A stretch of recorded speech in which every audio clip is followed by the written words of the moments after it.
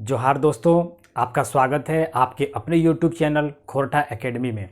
आज हम लोग JSSC के सिलेबस के अनुसार खोरठा के तैयारी की शुरुआत करेंगे और हमें सिलेबस के अनुसार जिन पुस्तकों का अध्ययन करना है उन पुस्तकों में जो प्रथम पुस्तक है, जो पहली किताब जिसके बारे में हम लोगों को तैयारी करनी है वो है छाहर और इसके लेखक हैं चितरंजन महतो चित्रा। और ये जो छाहर नाम की पुस्तक है, इस पुस्तक में 10 कहानियाँ हैं। तो हम लोगों को सभी 10 कहानियों की तैयारी करनी है और इस कहानी में कैसे प्रश्न बन सकते हैं, इस कहानी का सार क्या है, इसको समझने के क्रम में हम उसको समझते जाएंगे, ताकि जब हम प्रश्न उत्तर के क्रम में जब हम लोग पहुँचेंगे उस समय हम चूँकि पहले अगर कहानी समझे हुए रहेंगे तो काफ़ी सहूलियत होगी और एग्ज़ाम में इस तरह के जो प्रश्न आएंगे उनको हल करना या उन प्रश्नों का जवाब देना बहुत ही आसान हो जाएगा। तो आइए हम लोग शुरुआत करते हैं आज छाहर नामक पुस्तक की और देखते हैं कि इसमें क्या क्या प्रमुख बातें हैं। तो ये है छाहर। छाहर जो पुस्तक है, सबसे पहले हम देखते हैं कि छाहर जो किताब का नाम है, यही छाहर जो पहला अध्याय है या पहली कहानी है उसका भी नाम है। और छाहर का अर्थ क्या होता है, तो खोरठा में जो छाहर शब्द है इसको हम लोग अर्थ की दृष्टि से देखते हैं तो इसका अर्थ होता है छाया या परछाई। तो यहाँ पर लिखा हुआ है छाहर का अर्थ छाया या परछाई। और एक बहुत ही कॉमन सवाल है किसी भी एग्ज़ाम में जहाँ छाहर से प्रश्न पूछे जाते हैं, वहाँ पर देखा जा सकता है, ये पूछा जाता है कि जो छाहर पुस्तक है वो किस प्रकार की किताब है। तो ये किताब किस्म यानी किताब का प्रकार, तो ये कहानी गौच है। गौच का मतलब होता है संग्रह। तो इस तरह से ये जो छाहर नामक किताब है ये कहानी गौच या कहानी संग्रह है। और इसके लेखक कौन है, लेखक के बारे में भी सवाल पूछा जा सकता है। तो इसके लेखक हैं चितरंजन महतो चित्रा। और अगर पूछे कि छाहर कहानी के जो लेखक हैं चितरंजन महतो, उनका उपनाम क्या है, तो उनका उपनाम चित्रा जी के नाम से वो फेमस हैं, प्रसिद्ध हैं। और इसका इंजरान बच्छर का मतलब हुआ प्रकाशन वर्ष, किस वर्ष ये बुक प्रकाशित हुई, तो वर्ष 2007 में छाहर पुस्तक प्रकाशित हुई, यानी इसका इंजरान हुआ। कहानी कर संख्या, इस पुस्तक में कहानियों की संख्या कितनी है। प्रश्न ये भी आ सकता है कि छाहर नामक पुस्तक में कहानियों की संख्या कितनी है, तो ये कहानियों की संख्या 10 है। और ये कहानियों के नाम हैं 1 से लेकर के 10 तक, कि इसमें कहानियों के क्या क्या नाम हैं, क्या शीर्षक हैं। और ये भी बहुत ही इम्पॉर्टेंट होता है क्योंकि ये भी प्रश्न पूछे जा सकते हैं। इनमें से कोई तीन कहानियों के नाम कोई प्रश्न में ऑप्शंस के रूप में शामिल किए जा सकते हैं और एक जो ऑप्शन होगा कोई दूसरा होगा, इस किताब का नहीं होगा। और ये सवाल बन सकता है कि इनमें से कौन सी कहानी छाहर की नहीं है, या फिर दिया जा सकता है कि इनमें से कौन सी कहानियाँ छाहर नामक पुस्तक से हैं, और एक से अधिक ऑप्शंस भी उसमें सही हो सकते हैं। इसलिए हम लोगों को चाहिए कि जो छाहर में जो कहानियों के शीर्षक हैं या कहानियों के नाम हैं, इनको भी अच्छी तरह से हम समझ लें और याद कर लें। और इसके याद करने के लिए विशेष परिश्रम करने की या विशेष मशक्क़त करने की कोई ज़रूरत नहीं है। जब हम कहानी को एक एक करके देखते जाएंगे, कहानी के बारे में समझते जाएंगे, उसके सार को समझते जाएंगे, तो इस क्रम में कहानी का नाम हमें स्वतः ही अपने याद होते जाएगा। तो हम लोग देखते हैं आज छाहर के बारे में देखेंगे, लेकिन सब जो कहानियों के नाम हैं उनको एक बार देख लेते हैं, उन पर एक दृष्टि डालते हैं। तो पहली जो कहानी है वो है छाहर। छाहर का मतलब हुआ छाया या परछाई। दूसरी कहानी है बोनेक लॉर। बोनेक का मतलब हुआ जंगल का, तो जंगल के आंसू या वन के आंसू, ये दूसरी कहानी है। तीसरी कहानी है हम कैसे जियब। हम कैसे जियब मतलब मैं कैसे जीऊँ, ये तीसरी कहानी है। चौथी है बूबा एगो कहानी कही दे, यानी एक बच्चा एक बूढ़े व्यक्ति को, एक बुजुर्ग व्यक्ति को कहता है कि बूबा एगो कहानी कही दे, दादाजी एक कहानी कह दीजिए। अगला है पांचवा जो इसमें कहानी है वो है गुरुजी की फिकिर। फिकिर मतलब होता है चिंता, तो गुरुजी की चिंता या गुरुजी की फिकिर, ये पांचवी कहानी है। छठी कहानी है समय कटवा ताश खेला, यानी टाइम पास के लिए जो ताश खेलते हैं वो नाम है छठी कहानी का, समय कटवा ताश खेला। सातवीं कहानी है सांस्कृतिक झगड़ा, यानी इसमें दो संस्कृतियों के बीच द्वंद्व को दिखाया गया है और इसका नाम है सांस्कृतिक झगड़ा। आठवीं जो कहानी है वो है चोर डाकू और लुटेरा। नौवां है नावा जिमीदार, नावा जिमीदार का मतलब नया जमींदार। और 10वां है देवता के खाए गए डाकिन, यानी देवता को कोई डाकिन खा गई, इस तरह की बात इसमें आई है। और ये जो 1 से लेकर के 10 तक हैं, ये कहानियों के नाम हमें याद रहनी चाहिए। और इसको याद करने के लिए मैं बार बार कहूँगा, इसके लिए कुछ विशेष प्रयास करने की ज़रूरत नहीं है। जब हम कहानियों को बारी बारी से पढ़ेंगे तो ये अपने आप हम लोगों को याद हो जाएगा। तो हम लोग देखते हैं आगे, लेखक कर खाट खूंट परिचय। जब किसी भी पुस्तक के बारे में अध्ययन करेंगे, उसमें कितने अध्याय हैं, कितनी उसमें कहानियां हैं या कितनी कविताएं हैं, जिस भी पुस्तक के बारे में अध्ययन करेंगे तो उस पुस्तक के लेखक के बारे में जानना बहुत ही महत्वपूर्ण है, क्योंकि लेखक के बारे में भी, लेखक से संबंधित भी सवाल पूछे जा सकते हैं। तो आइए देखते हैं जो इसके लेखक हैं उनका मूल नाम क्या है। तो लेखक का मूल नाम है चित्तरंजन महतो और इनका उपनाम है चित्रा। जैसा कि मैंने पहले भी बताया कि चित्तरंजन महतो का उपनाम है चित्रा। और इनका अगर साहित्यिक नाम पूछे तो वो कहेंगे चित्तरंजन महतो चित्रा। और चित्तरंजन महतो चित्रा का जन्म कब हुआ? 1946 के वर्ष में इनका जन्म हुआ और जितिया पर्व का दिन था। सवाल ऐसा भी पूछा जा सकता है कि छाहर पुस्तक के लेखक चित्तरंजन महतो चित्रा जी का जब जन्म हुआ वो किस पर्व का दिन था? तो ये याद रखना इंपॉर्टेंट है, वो जितिया पर्व का दिन था। लेखक के माई का नाम, मायक नाम धनिया देवी, इनकी माता का नाम है धनिया देवी। बापेक नाम यानी पिता का नाम, चित्तरंजन महतो चित्रा जी के पिता का नाम है धनेनाथ महतो और ये एक चासा थे। चासा का मतलब होता है किसान, फार्मर। जन्म स्थान, चित्तरंजन महतो चित्रा जो छाहर के लेखक हैं उनका जन्म स्थान या जन्म ठाव, जन्म स्थान क्या है, बर्थ प्लेस क्या है? तो वो रामगढ़ जिले का लारी नामक स्थान है। इनकी शिक्षा कहाँ तक हुई है? तो इन्होंने भूगोल में एमए किया है 1966 में। इनका पेशा क्या था, ये प्रोफेशन से क्या थे? तो ये हाई स्कूल एक मास्टर यानी एक हाई स्कूल टीचर थे। विशेष चित्तरंजन महतो चित्रा जी के बारे में क्या विशेष बात है?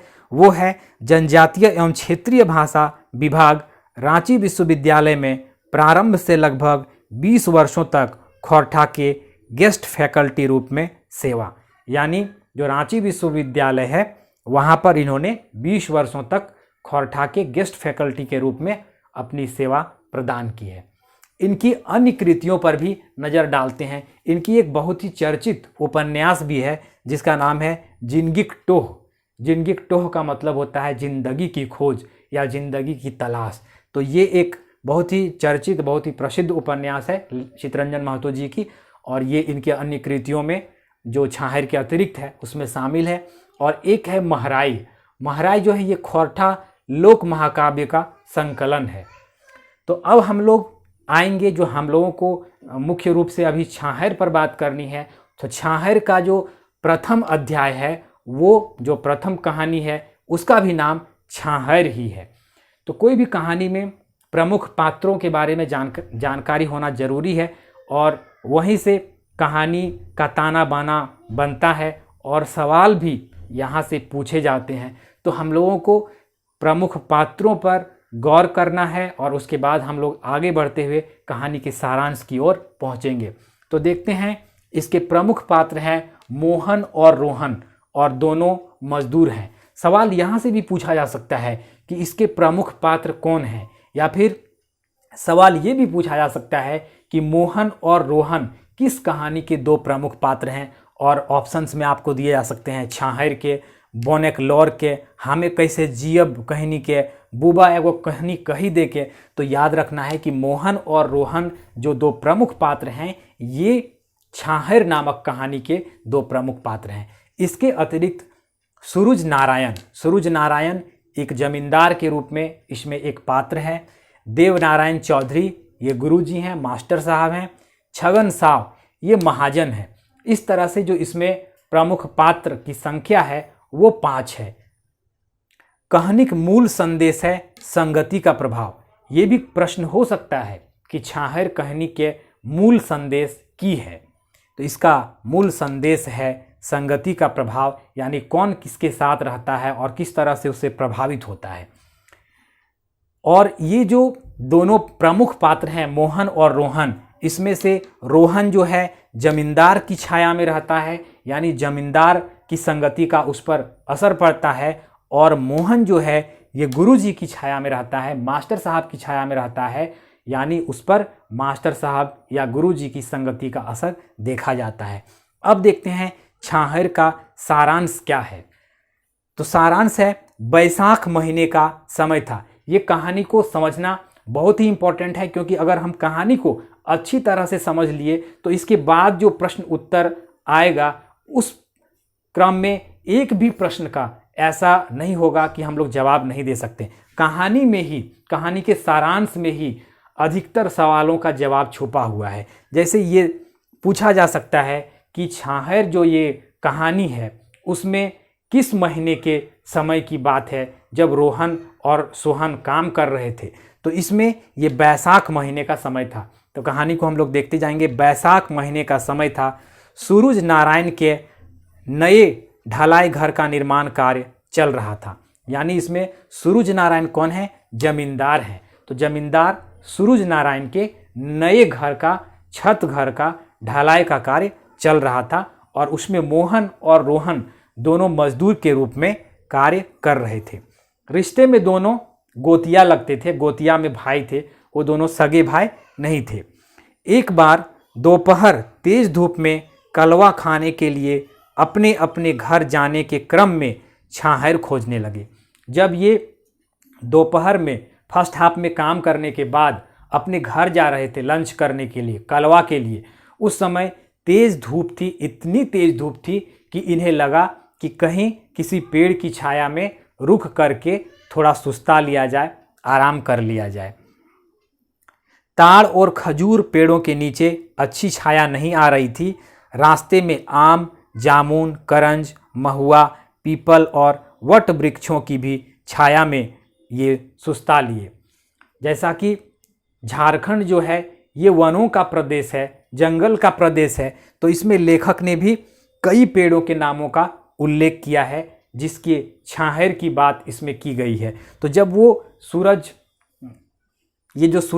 नारायण के यहाँ से, जमींदार के यहाँ से काम करने के बाद दोपहर में अपने घर जा रहे थे लंच के लिए, तब तेज़ धूप थी, इतनी तेज़ धूप थी कि उन दोनों मजदूरों को, रोहन और मोहन को छाया की ज़रूरत थी, और वे पहले खजूर और ताड़ के वृक्षों के नीचे रुके, लेकिन वहाँ पर उन्हें उतनी छाया नहीं मिल रही थी।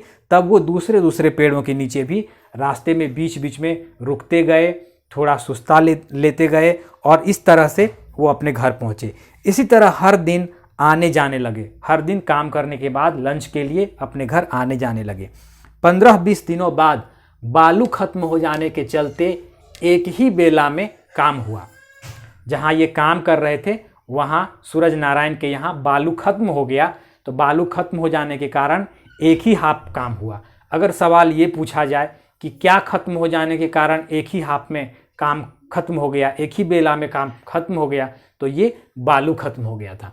दोनों रास्ते में एक पेड़ की छाया में रुककर सुस्ताने लगे, और जब ये घर जा रहे थे तो फिर एक पेड़ की छाया में कहीं रुक करके ये थोड़ा आराम करने लगे।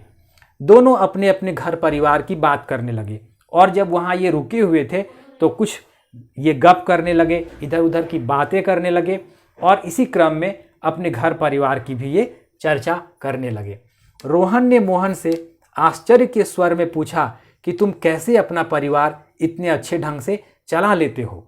रोहन मोहन से पूछा कि तुम इतने अच्छे ढंग से अपना घर परिवार कैसे चला लेते हो, कैसे तुम्हारे बच्चे स्कूल कॉलेज में पढ़ाई कर रहे हैं, हम दोनों ही मजदूर हैं, लेकिन हमारे रहन सहन और शिक्षा में इतना अंतर क्यों है। रोहन बात करते करते रोने लगा। यानी रोहन की स्थिति खराब थी और मोहन की स्थिति अच्छी थी, तो आश्चर्य के स्वर में बात करते करते रोहन ने मोहन से पूछा कि तुम्हारी स्थिति इतनी अच्छी कैसे है और हम लोग दोनों ही मजदूर हैं, लेकिन तुम्हारे बाल बच्चे अच्छे स्कूलों में पढ़ रहे हैं और मेरे बच्चे अनपढ़ हैं, तो इतना फ़र्क क्यों है, ये सब कैसे हो पाया है। और ये सब कहते कहते वो रोने लगा। सवाल यहाँ से भी पूछा जा सकता है कि छाहैर में कौन रोने लगता है। छाहैर कहानी में बात करते करते के कांदे लागे है, तो इसमें रोहन बात करते करते कांदे लागे है, यानी वो रोने लगता है। मोहन बोला कि 15-20 वर्ष पहले हम तुमसे भी ज़्यादा गरीब थे। तो जब रोहन ने मोहन से प्रश्न किया तो मोहन ने उसका जवाब भी दिया। मोहन बोला कि 15-20 वर्ष पहले हम तो तुमसे भी ज़्यादा गरीब थे।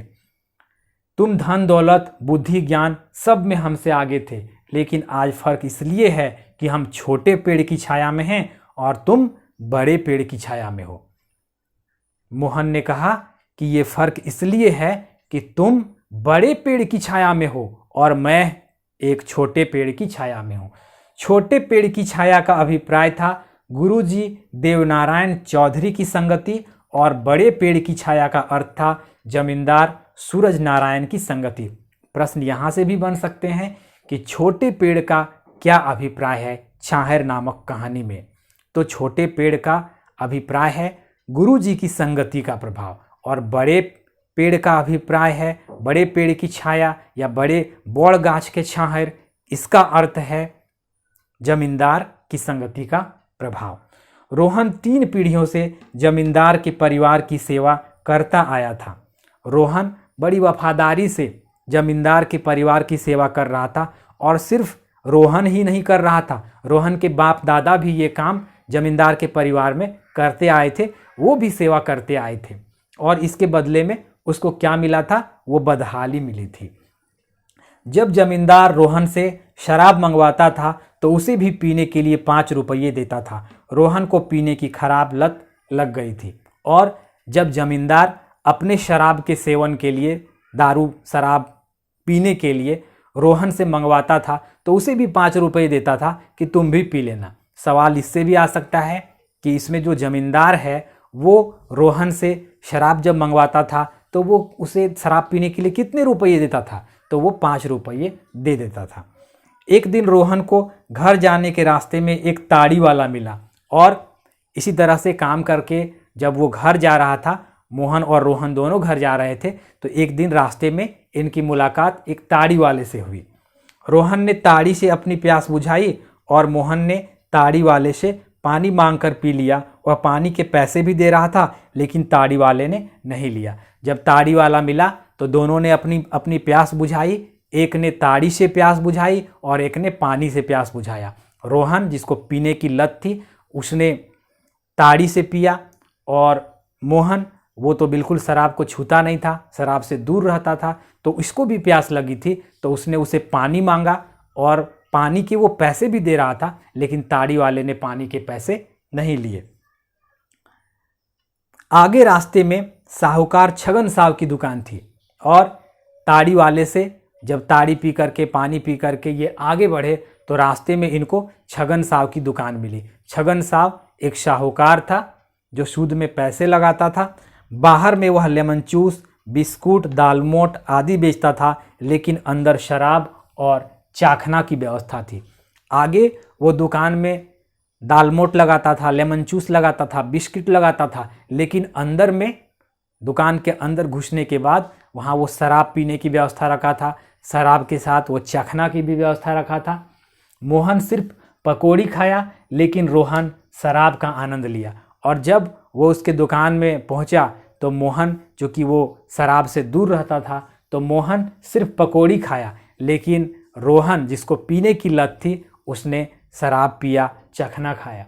छगन साहब मोहन से पैसे नहीं लेना चाहता था, फिर भी मोहन ने ज़बरदस्ती पैसे दे दिए और छगन साहब जो दुकानदार था, जो ज़मींदार था, जो साहूकार था, ज़मींदार नहीं साहूकार जो सूद में पैसे लगाता था, वो उससे पैसे नहीं ले रहा था मोहन से। वो चाहता था कि उसको अपने जाल में फंसाएं, थोड़ा लोभ दें, उसको लालच दें। एक बार फ्री में मिलेगा तो वो बार बार आएगा और जब बार बार आएगा तो पैसे देगा ही। लेकिन मोहन बुद्धिमान था, वो उसकी चालाकी को समझ गया और वो ज़बरदस्ती उसको पैसे दे दिया। 1 माह बाद फिर दोनों की मुलाकात हुई। 1 माह बाद रोहन और मोहन दोनों की फिर से मुलाकात हुई। रोहन मोहन की उन्नति का रहस्य समझ चुका था। अब रोहन ये समझने लगा था कि मोहन इतनी आगे, इतनी प्रगति क्यों किया है, वो आगे क्यों बढ़ा है।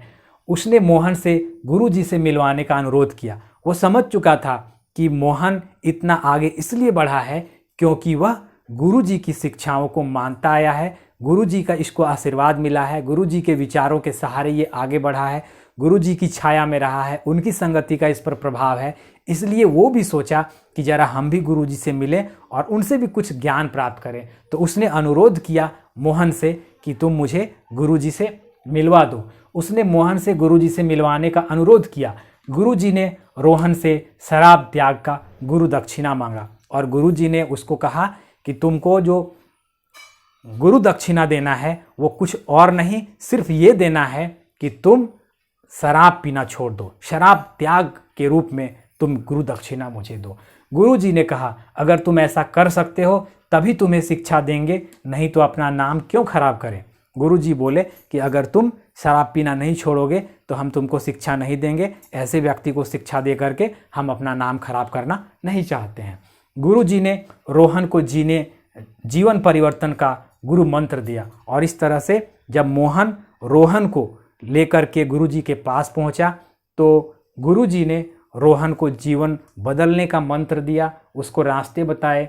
रोहन ने 6 महीने साल भर बाद मिलकर सफलता विफलता की कहानी सुनाने का वादा किया और रोहन ने वादा किया कि 6 महीने साल भर बाद हम फिर मिलेंगे और इस बीच में आपकी शिक्षाओं से, आपके दिए हुए ज्ञान से मेरे जीवन में क्या बदलाव आया है, क्या परिवर्तन हुआ है, ये हम मिल कर के बताएंगे। और इस तरह से ये वादा करके वहाँ से गया। गुरुजी को प्रणाम कर रोहन और मोहन दोनों अपने अपने घर चले गए। तो ये कहानी का सारांश है और ये जब कहानी को हम लोग अच्छी तरह से समझ लेंगे, इसमें जो बातें हैं, इसमें जो कुछ फैक्ट्स हैं उसको याद रखेंगे तो लगभग सभी सवाल जो ये जो कहानी, पहली कहानी है छाहर, इससे जितने भी प्रश्न आ सकते हैं हम उनका जवाब दे सकते हैं। और अगर ये कहानी आपको समझ में आ गई है तो जब हम फिर प्रश्न उत्तर के बारे में चर्चा करेंगे तो आप स्वयं देखेंगे कि जो भी प्रश्न आ रहे हैं आप कितने आराम से इसका जवाब दे पा रहे हैं। तो आप इस कहानी को बार बार सुनिए, इस कहानी को दूसरे को सुनाइए और इस तरह से इस कहानी को अपने में आत्मसात कर लीजिए ताकि इससे जो भी प्रश्न पूछे जाएं आप आसानी से जवाब दे सकें। धन्यवाद।